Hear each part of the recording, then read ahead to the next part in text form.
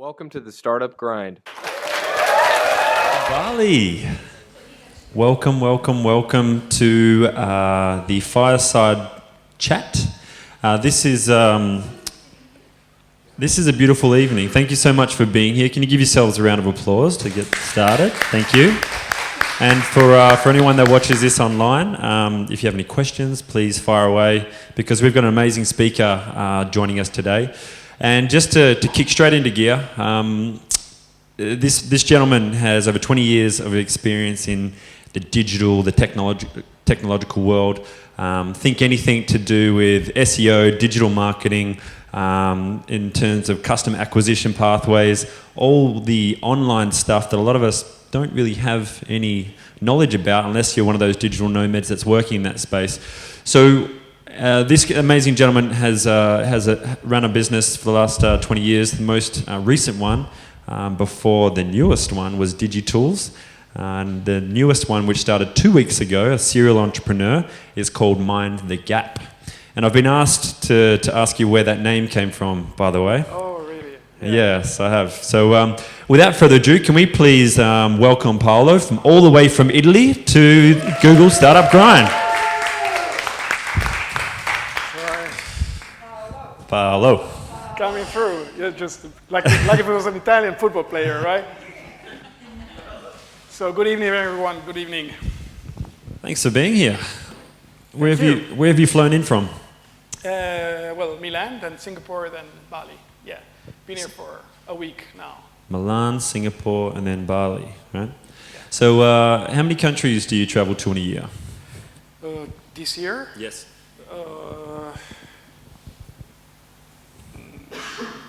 7, 8. Yep. Not Nice. more than that.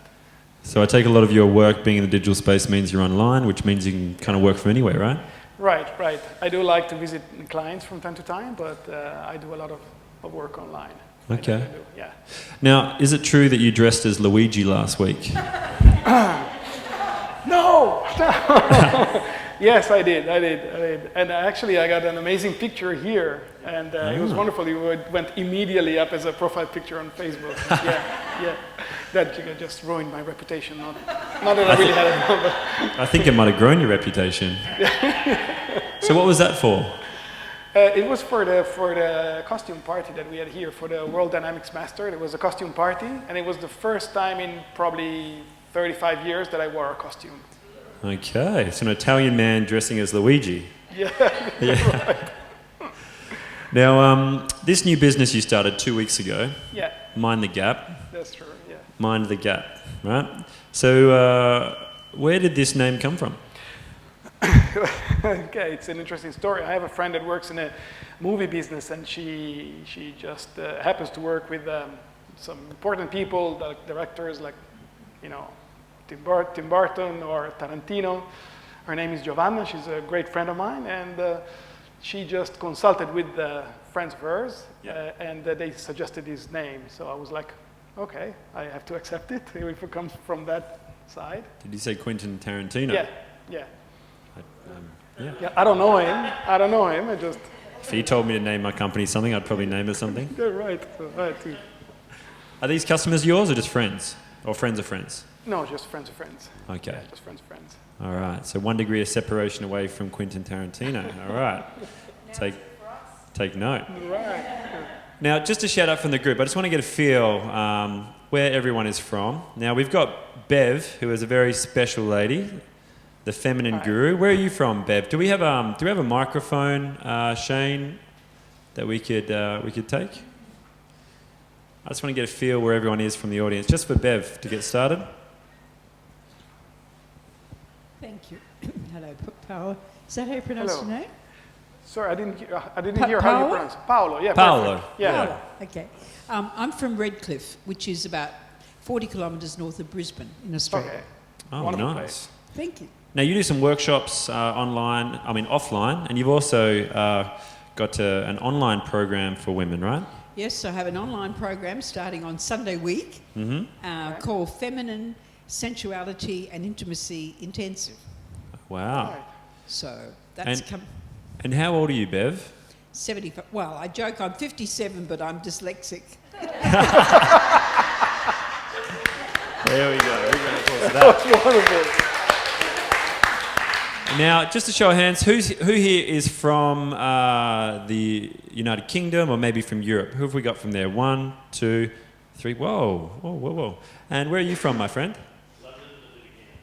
London, but living here. And what's your name? Paul. Paul. Okay. Yeah, but tell the whole story. Where are you half from? Half from Italy.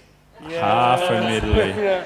Paolo and I were just chatting earlier, and Yeah. we realised that our families are very close in southern Italy. Okay. The Mario to his Luigi. Yeah, right? exactly. Okay.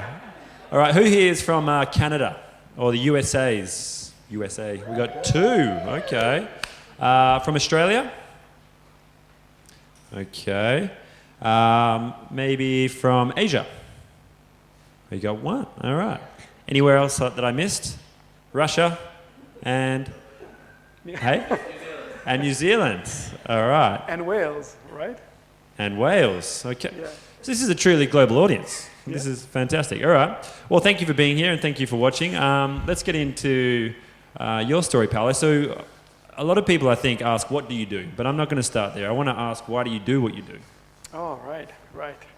Well, because I love it, most of all, because I really enjoy what I'm doing, and because I really find pleasure in meeting clients and talking to them and trying to help.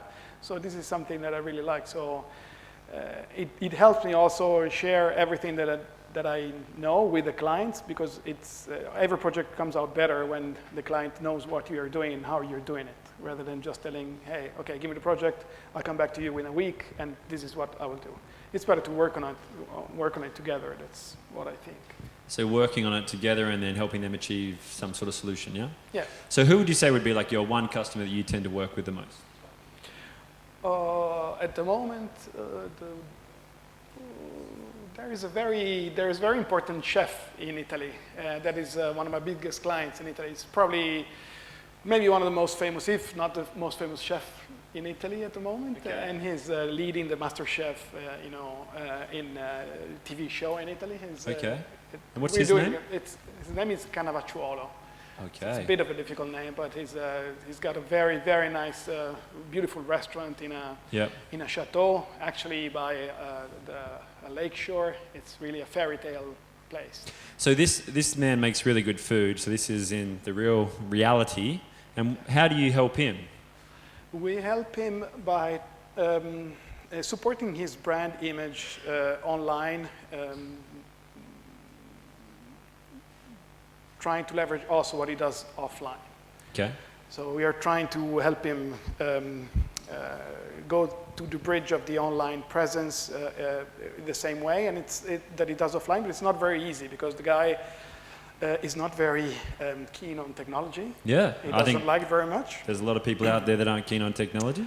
He doesn't, he speaks mostly dialect, you know, yeah. and he doesn't have much time on computers, and so you really need to, well, I work with his team, and so we really need to try and help him, you know, in the online world. So you're kind of like a piece to his puzzle, right? He Yeah, does, yeah, I would he say stays in his genius, Yeah. you operate from yours, you connect, you collaborate, and then his stuff ends up all around the world. Yeah, that's a very good way to put it. I think it is, yeah. Okay, nice. Now let's try this. Are you happy to play along? Yeah. Okay. So try this. So if you really knew me, you would know that. If you started with that sentence, what would you share?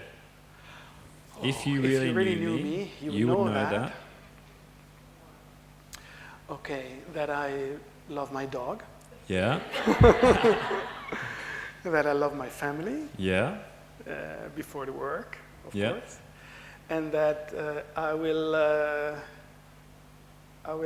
be true, at least, to all my clients. This is what I normally do. Okay. All right. Give me a big round of applause for that. Okay. All right. So let's get into your story. So there's a lot of accolades, a lot of success.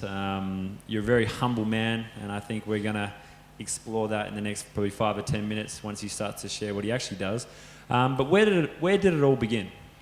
Oh yeah, there's an element. I was living in Iceland, in Northern Europe, from 1999 to 2002, and I started as a web designer and art director online, And that was 97. So it was kind of some time ago. My first online project was streaming the Champions League final online, an event related to it in 97. And we were streaming the event in a square of like 100 times 80 pixels because the bandwidth wouldn't allow it. So it was kind of a... And what year was this in? 97. 97, okay. Right. And Before Facebook, is that right? Yes, long before that, yeah.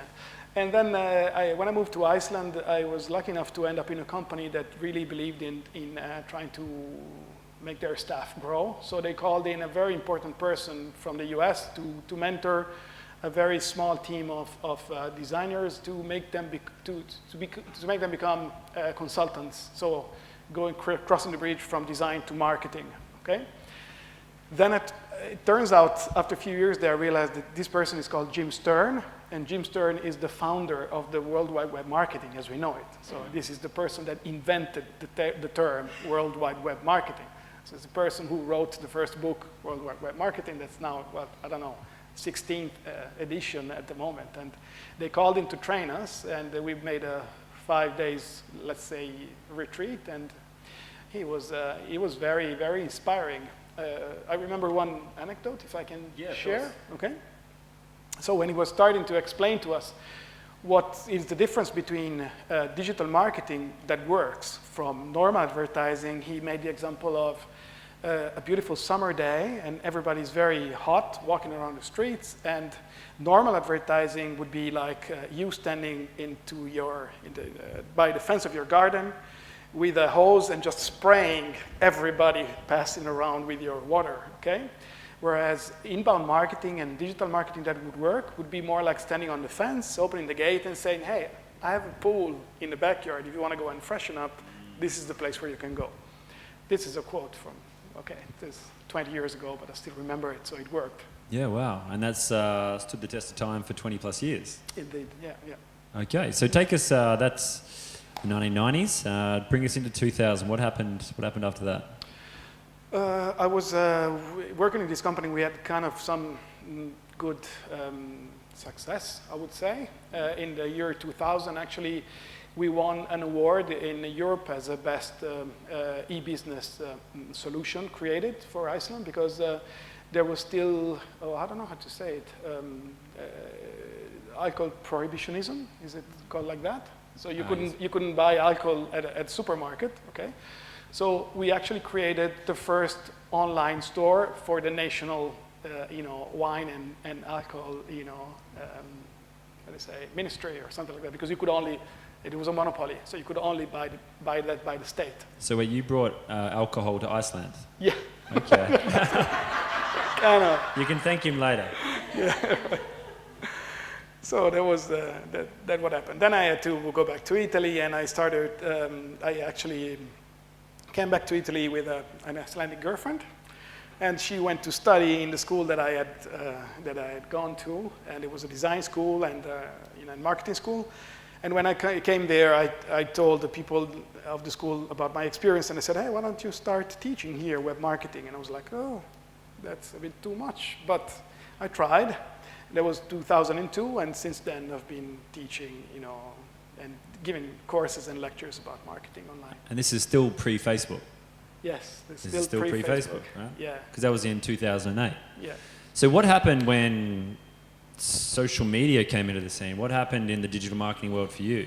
Well, there's many gurus that just came out of nowhere as like mushrooms, okay? But being one of the Mario brothers, I know one of the original Mario how to deal brothers. with the mushrooms.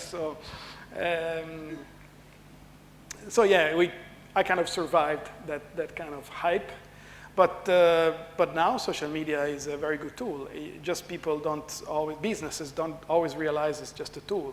If you're prepared with your content, it doesn't matter what social media comes up, you will be ready to face it. So it doesn't matter if it's Facebook or Snapchat or Pinterest or WeChat, whatever it is. If you have quality content, then people will always come to you anyway. So that's a big one. So for social media, the key is quality content and having that organized, rather than just posting willy-nilly. Yeah, it doesn't work. Doesn't work. Nah. No, unless you're just trying to share something with mum Exactly. Yeah. One thing that also is not working anymore, for example, in Facebook, is not sponsoring posts. Not So sponsoring this is posts. something that I advise all my clients to whatever budget they have, even if they have the smallest budget, to always sponsor the post that they do, because Really? Facebook is definitely closing the holes of organic reach. So it's not working anymore. You need to sponsor the post. You know, the effect they will have is tenfold, or even more compared to normal posts. Do we have to sponsor our post, or do we look for a new platform? That's definitely a very good idea. So I would definitely, and actually people are moving towards Instagram, for Yeah, example. of People are course. moving away because Facebook is becoming a little bit greedy. But it's what its investors are looking for, because while the organic reach, and by organic reach I mean the number of people that you would reach with a normal post without sponsoring it, while that number decreases, the stock options value increases of Facebook. So that's why they're doing it. You know. So if, as a social platform, people stop using it, the social value decreases, Yep. does then Facebook have any social value to the world? Good question. Social value and Facebook, these are two words I'm not sure I would put in the same sentence. I don't know. It used to have a social value. I don't know. How many here think that Facebook still has a great social value? So, Good for Messenger. good for Messenger. Good for groups. Yeah. Good for Good for groups. Yeah, groups will grant you better organic visibility than normal Facebook posts. So the algorithm is shaped like that. If you probably noticed that if you're in a group, you get a notification when somebody posts something in a group, but you don't get it when a page that you're following actually makes an organic post. So that's a big difference. Okay, here's a challenge. So you've got $500, 500 only, right? Right.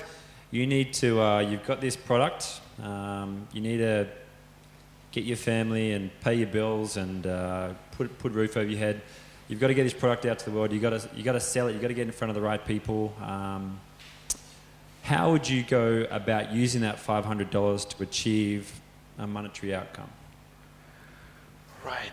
And the monetary outcome would be? What would someone's got a promotion here, right? What would be a good monetary outcome the next 6 months for you? Who would like to share? Yep, 6 months. So let's say 50,000 profit over 6 months. 50,000 profit. So how much would you like to bring in? 100. So you want to bring in $100,000, 50% profit margin. That's pretty good. All right, so $100,000. Right. That's your goal, right? You got $500. You have to get there, otherwise Sean loses his house and his wife breaks up with him, the soon-to-be wife. If anyone's out there, single man from Australia, smileteachers.com.au. Then, yeah, so you got $500. How would you help him? Okay, I started by saying that I'm going to be true, Yep. right? You will not get $100,000 with $500, okay? This is the truth. And it happens very, very much to me, and it has happened lately in Italy that I have been in a group of agencies that said, okay, we should go together and do something because we will reach a lot of awesome income without actually putting out money. That's not going to happen. So as an average, I would say that corporations in US, for example, they spend up to 7.5% in marketing out of what they want to achieve. So 7.5% is a lot more than $500. Okay. But still, I must take up the challenge, and I would say. What would you do? Say this is an online product for ease, right? Something that can get out there quite quickly. Right. What I would do, the cheapest way to get some leads would be Facebook lead generation ads. My experience is it's what costs the less because it's got a smaller cost of setup because you don't need a landing page, you don't need a website, you can do it exactly on Facebook. It's a form of advertising where in Facebook you click on a banner and you get the banner expands and takes up all the real estate of your phone or the computer, and there's a form, and with another tap you actually get the conversion. The people can subscribe to whatever offer you have. So that would be the cheapest way to get a conversion, okay? Would he need some sort of content for that? Would it be like a video, a story? What would you need to... That's where I wanted to get to, is you would probably spend 15-20% of your budget in that, and the rest in making your product very appealing, useful, memorable, and things like that. And how would you do that? Just... By probably... Say he's in Bali, he's got videographer friends who are... Right. You need to have the help of somebody that is able to create the right story. Okay. Okay. It's a story. This is big, right? Because if he's got a powerful story, yeah, that's going to attract a lot of story. people. If you don't have a story, just the normal product sheets are not very useful. There's, for example, there's a website that's called J. Peterman. Does anybody know What was it this called, website? sorry? J. Peterman. J. Peterman. Yeah. Okay. It's an online store for clothes. Okay. The product descriptions there are amazing.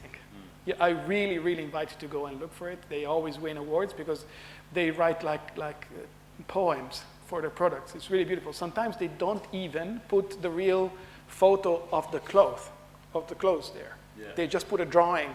The drawing plus the storytelling sells the product. Isn't that interesting? Taken to an extreme, but stories work. Okay, that's really powerful. So $500, you do some sort of Facebook conversion, get a story, a piece of content, and then you put that out into the world. And what happens from there? From then you try to reinvest what you are getting into a good online presence. You really need to have a fast website. It doesn't matter if it's not the best looking website of the world, but it has to be very fast, and it has to be SEO proof. You need to make sure that Google sees it and finds it and likes it, so that it's actually easy to find by people that are searching for you. It's probably the most important thing. You do it by leveraging users' demand. That's what I do with clients. So instead of just sitting with a client and say, okay, what do you do? Tell me what your business does, and we define what to put on your website. What we do is let's go see Google's database and see how users are searching for your product. So we look at the user's demand. So we tap into Google has these resources for free.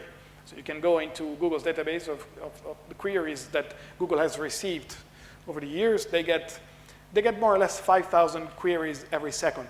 Okay? So they have a big database of queries. They save everything that we search for. They even save the search sessions that we do, because sometimes we search for something, then we go to a page, go back, search for another thing. So that's a search session. So everything is stored in the Google database, and Google artificial intelligence is used to try and get an understanding of these search sessions, so that Google can give the best result to the user, predicting what he will be searching after the first 2 or 3 searches. All right, so Bev's falling asleep now, so we need to ramp this up. I'm just joking, Bev.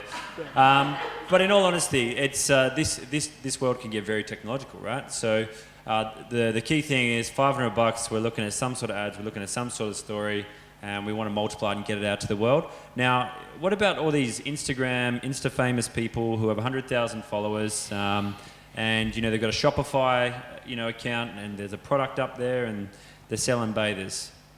How do they do it? I'm a bit skeptical. There are some that are making a lot of money, and they deserve it.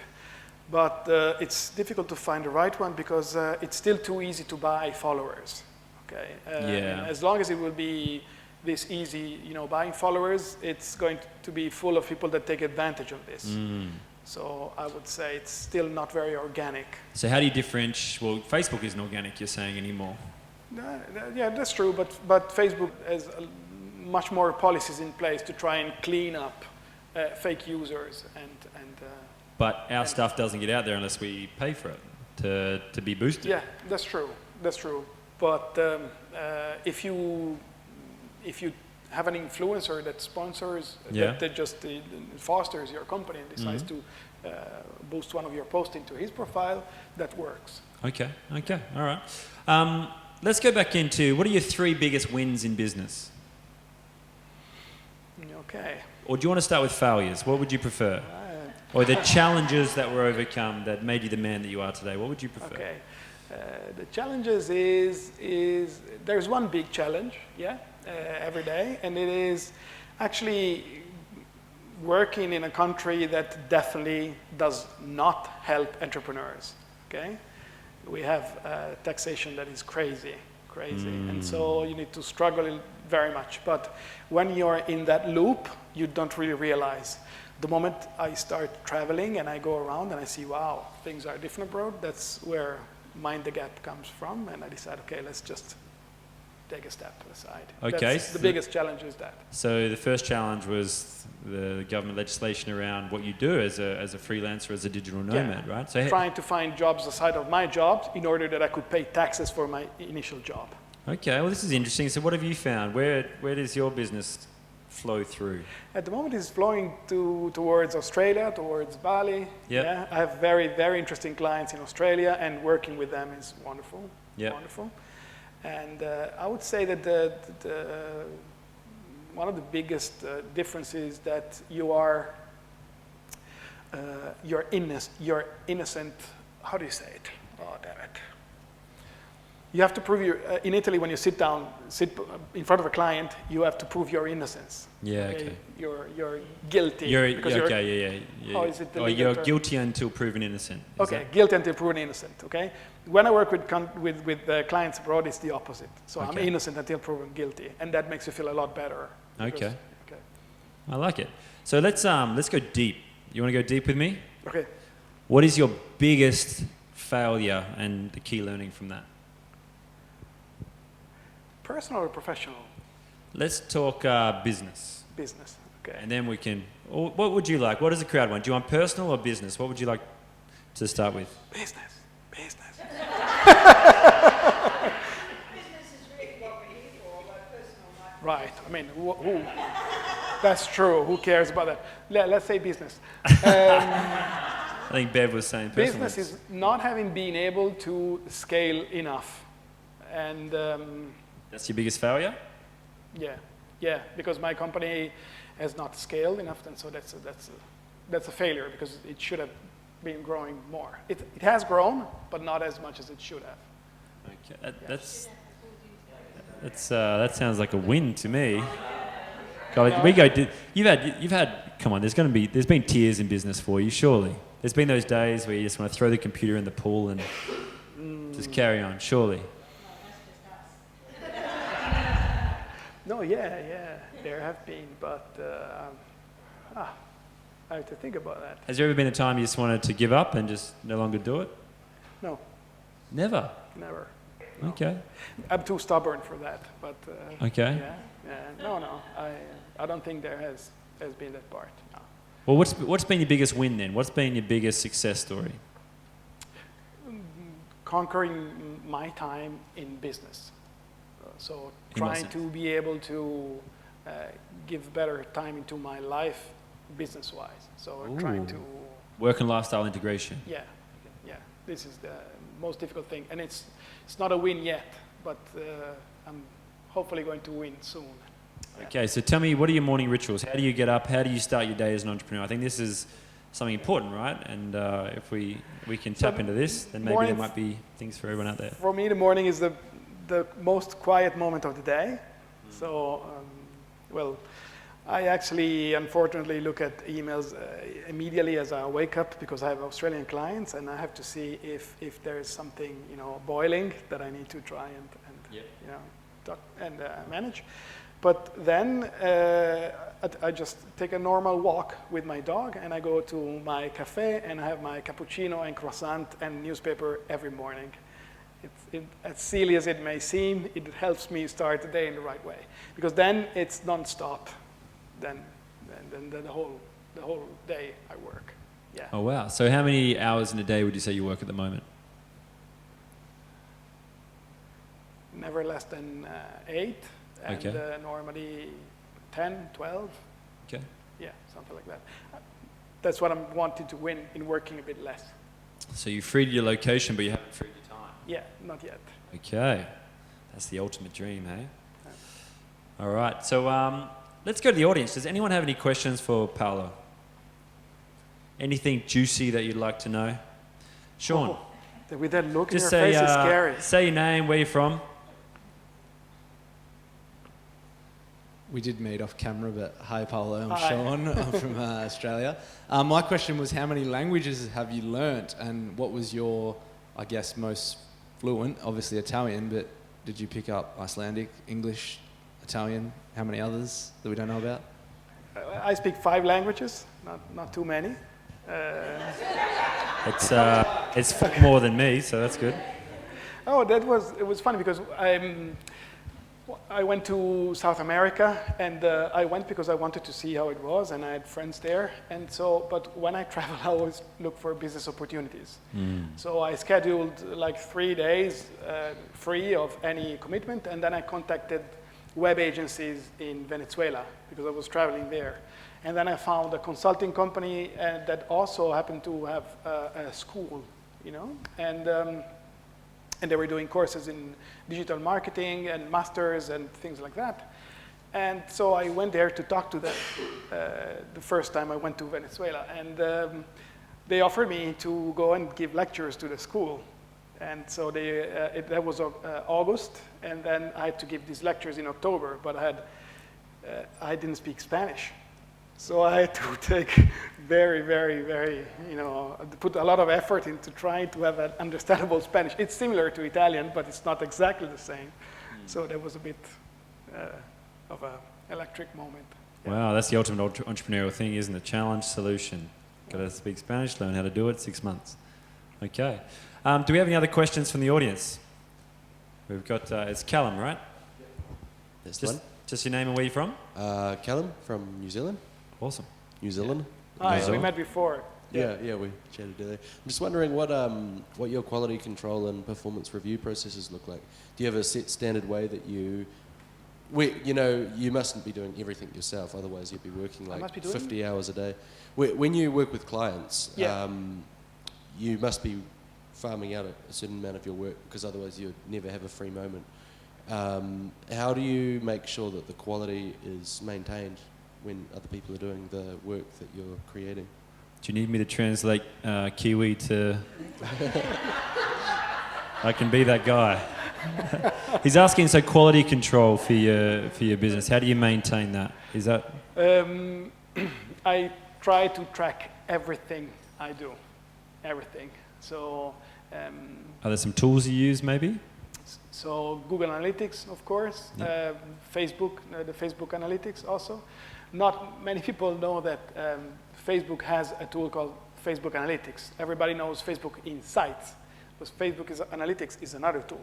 It works like Google Analytics. It's got nothing to do with your Facebook business page, nothing.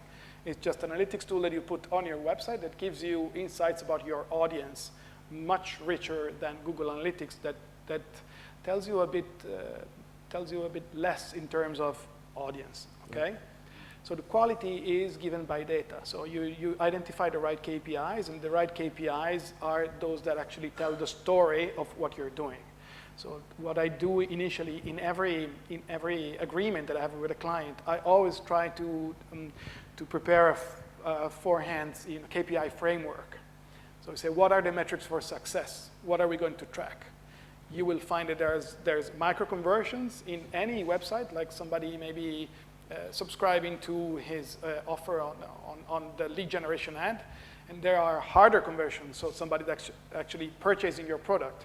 So trying to put all the things that you do into the right framework helps you understand the quality of what you're doing.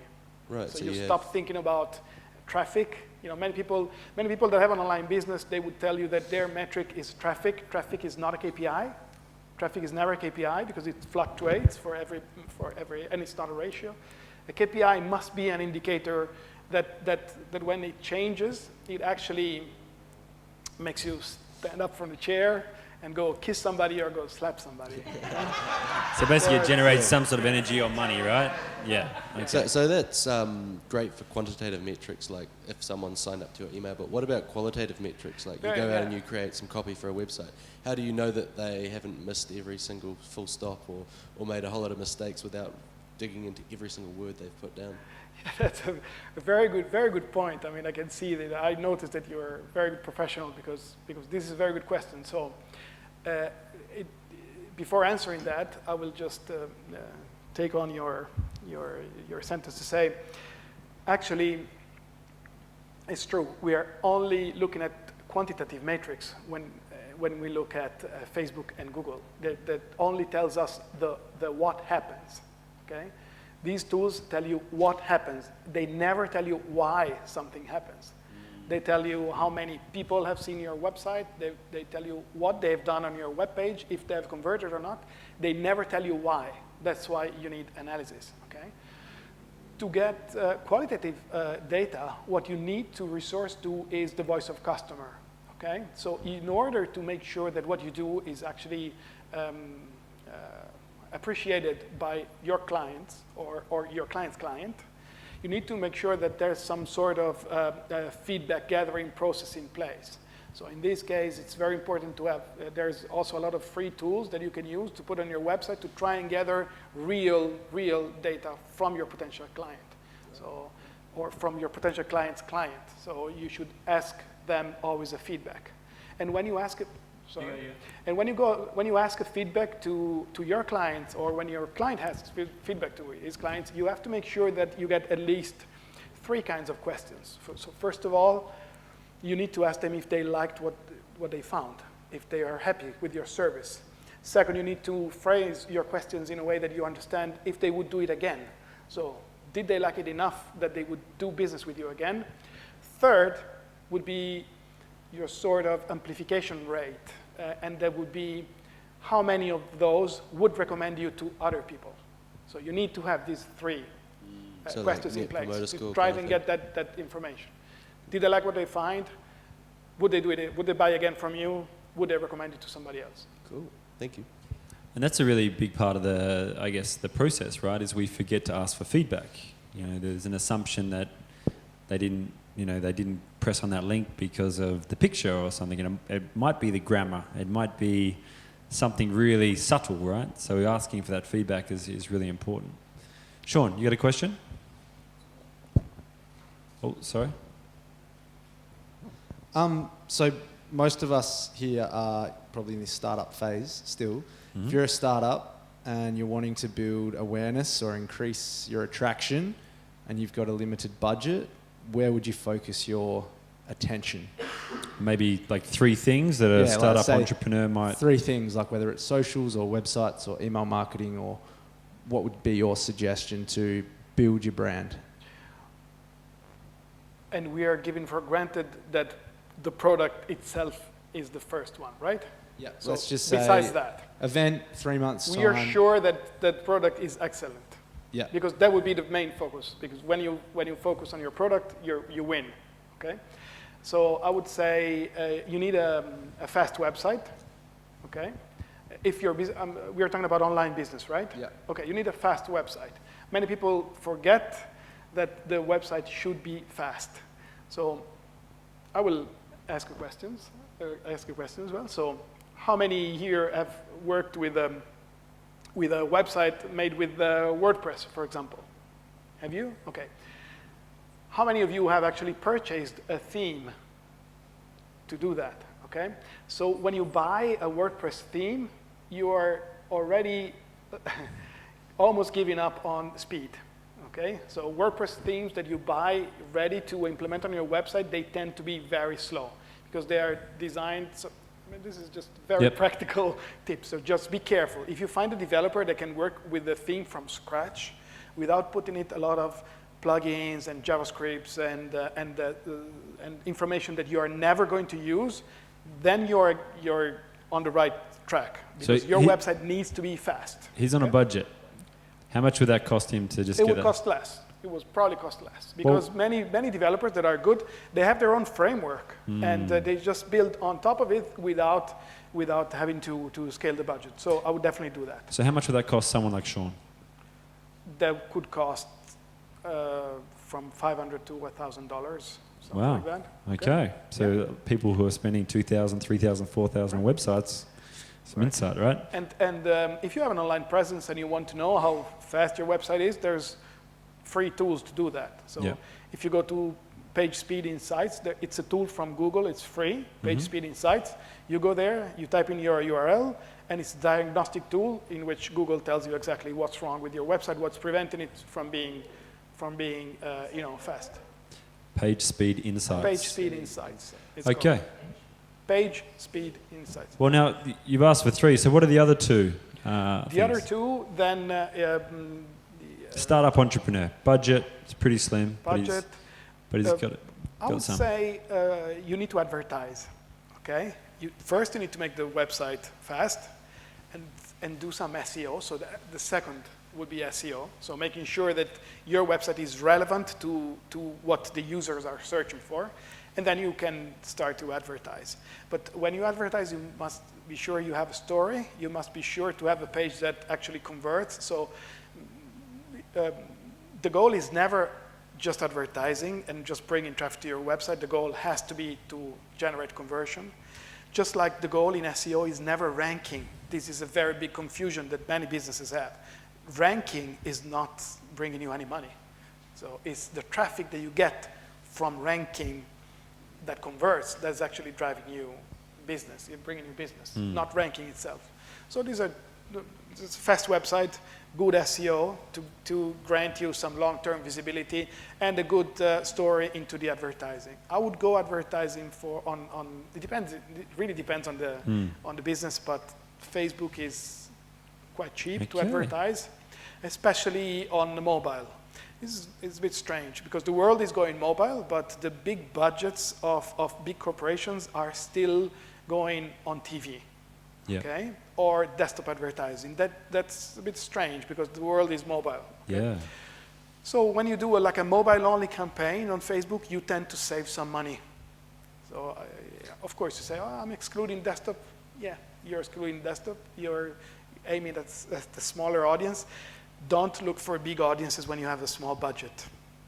So you get really hone in on a niche market and just kind of own that. Yeah. So that's really cool. So you find a developer friend, all right, who has a framework, build a website really cheap, get some SEO, so you're optimizing Google. It seems like Google's about to take over the world. Is that, you got some pretty big infrastructure there, right? Yeah, the biggest not even the Googlers know exactly the infrastructure that they have. It's secret.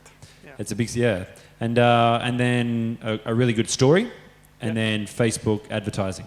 So how much could they do that for? Like if they were really kind of bootstrapping their business, how much would they need? You said maybe 500,000 for the website, SEO. Okay. A friend does a 60-second video of Sean doing his thing, and it's really emotive and powerful. Bit on advertising. What would you say? You have to be consistent with the investment as well, so you are not looking at a one-time investment. So I would say if you were a startup, it would be a good way to start at least with 2,000. Are we talking, what currency are we talking? Let's talk US dollars. Just to US dollars, you would be, to start up, you would be from $2,000 to $3,000, and then at least, if you can, $1,000 a month to carry it along. Okay, so then that would be over the year, $12,000, $15,000. Yeah. Okay, cool. And you'd hope that obviously you make that return on investment. Yeah. Yeah. Okay, question down here. Right. Just say your name, where you're from. Paul from London. Hey, Paul. You were saying about the story is very important on the product. You Sure. were talking about that other business. How important is personal branding? I've been hearing that personal branding's the new thing, sort of company versus personal branding. Is it more important to talk about your story if you're a startup, what's happened, or do you promote the business as an entity? Does anybody have easy questions? Right, so What gets more traction? yeah. Of course, personal branding is important, and I don't do that. Okay, so that's one that got listed into one of the failures probably. But I think the stories that work best are the stories that are customer centric, not product centric, not consultant centric. So in what I've seen in my experience, okay, is you should try and put your customer or his products under the spotlight rather than you under the spotlight saying, hey, I can help you, okay? So a bit like if I can use a metaphor, a bit like when you're dancing tango. I'm not a good tango dancer, but the role of men into the tango dance is to actually make sure that the light goes on the female, on the woman, not on you. Okay, so you're a good tango dancer as a man when you're good into making sure that she appears graceful and good. Okay, so I don't know if it answers, but very much, yeah. Yeah, and this is really big as well because I think you said being product-centric is, hey, this is my product, this is what it does. We all see that stuff. We don't really relate to it, do we? We kind of scroll past it. But when we see a customer journey or a story and someone's really emotive about it and they're sharing that, and we see that, we're like, wow, what is that? And then we kind of lean in, and then we feel it, and then we're probably more likely to buy, right? Yeah. So have we got time for one more question? Okay, this is the last one. We'll make it a quick one. It was kind of, sort of, but not really relevant to that question. But Paolo, we've worked together with the company here at Entrepreneur Resorts, and I remember, one of the first things you said when you started talking tonight was about how quality content is so important. And I remember you told me a story that I think everybody would really appreciate about a piece of content or a blog that was written way back when somewhere, and then all of a sudden something became relevant in current affairs or current times, and that piece of content became relevant again. Like, can you kind of give us a couple of tips of what we can do when we are creating blogs or any kind of content that makes it last longer than the day that we post it or the week that we post it? How can we make it quality? One last one. Just a quick question to finish. Yeah. How this do we is create water, that not quality wine. content? Okay. Unfortunately, I offered this it is to water. you. Yeah. Right. Okay. So, no, wonderful. You should all try to look for evergreen stories around your brand. Okay, because there will be some. Okay. So whenever you write a blog, you should not think. Okay. Can I? Yeah. Okay. So most people, they would write a blog. Okay, they would say, okay, this is my blog page, and I will write a bunch of blog posts, okay? A bunch of articles. There's no structure here. It's no structure for the users, no structure for Google. What you should do is to make sure that you create clusters of clusters of articles around a specific topic, much like the neural network works. So what you should do is you should organize your blog in a way that you have topic clusters, okay, in which you have one pillar content, like one long blog article, 2,000, 3,000 word long article that really eviscerates a topic, okay, and you dwell on that, and then you create a lot of content around it that points at it. You create videos, for example, with a link in the YouTube description that goes to that topic. You create an infographic, and under the infographic, a link that goes to the pillar content.